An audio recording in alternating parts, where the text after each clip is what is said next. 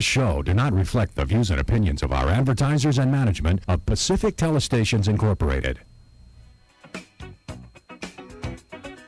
You're watching Buzz with Jess Lujan.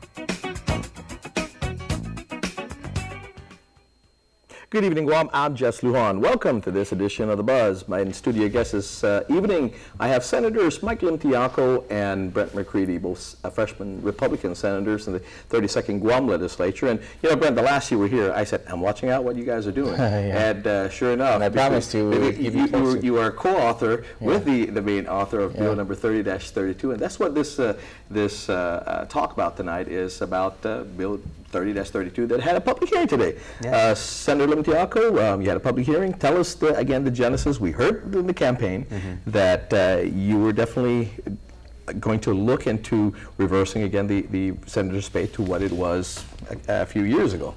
And you have done that and co-authored by Senator McCreadie. Well, thanks for having me on, Jess. And unfortunately, I haven't done it yet. I started the process. We'll see how far it goes in order to accomplish it.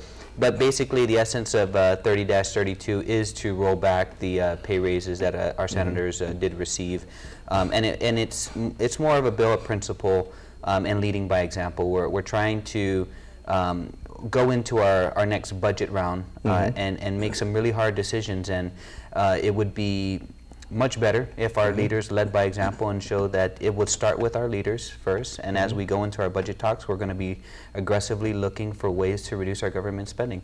And it's something that was part of my platform, focused on 3 areas: reducing government spending, growing the economy, and political reform.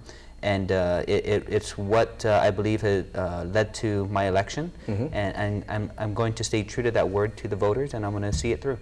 Senator McCreadie, you also are you actually the second co-author of Bill 30-32 as well, and we often hear you guys talking about leading by example. You're doing that in the introduction of this bill. Tell us again your belief in this, because people will say, are you crazy? You're reducing your own you know, how much you take home. Don't you work hard enough? And I think we kind of heard some of that today in some of the testimonies that were given, that why would you do that to yourselves? Well, first and foremost, the 31st Guam legislature did a great job of cutting their budget for the 32nd at $500,000. Then they just eliminated the annual cash out leave, something that we campaigned on during our campaign. And this is, as I said today, this is the final piece of the puzzle that would let us realize as a branch of government that we are leading by example. This wasn't an easy decision. Him and I had many discussions at night over the phone when we see each other about this bill, and is this the right time to introduce this bill? Are we doing the right thing? Our intentions are not to hurt our colleagues. That are not our intentions. Our intentions is to fulfill a promise that we made to our constituents.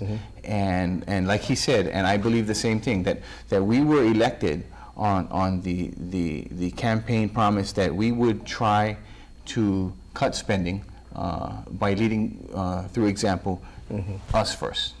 And that is what we promise our constituents.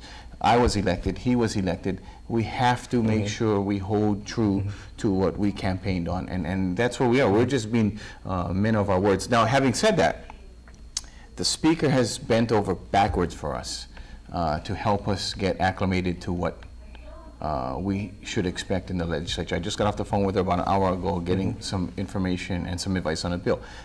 So other people on the Democratic side have been very helpful to us. So like I said earlier, this is not an attack on the institution. This is something that him and I campaigned on. Well, I'm hoping in the efforts of the Speaker bending over backwards to do that. I hope now she'll stand forthright and vote in favor of this bill as well. I mean, you know, one of the things that you gentlemen had said, senators have said, that the 31st Guam legislature have done a tremendous job in removing the annual leave cash outs.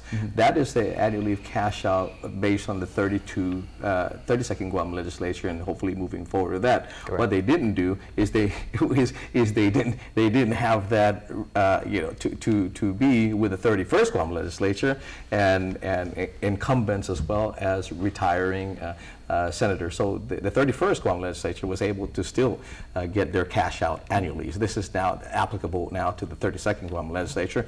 My understanding at this point, again, correct me if I'm wrong, senators, is that cash out came out of the 32nd Guam legislature's budget as well.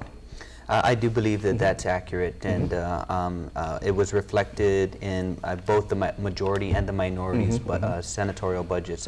I believe that the minorities' budget was reduced to 162,000. I believe it was at a 175. I'm not sure, but you know, regardless of how the 31st went out, it's something that. That is incumbent on us to make sure that we follow through on what we say, and reducing government spending.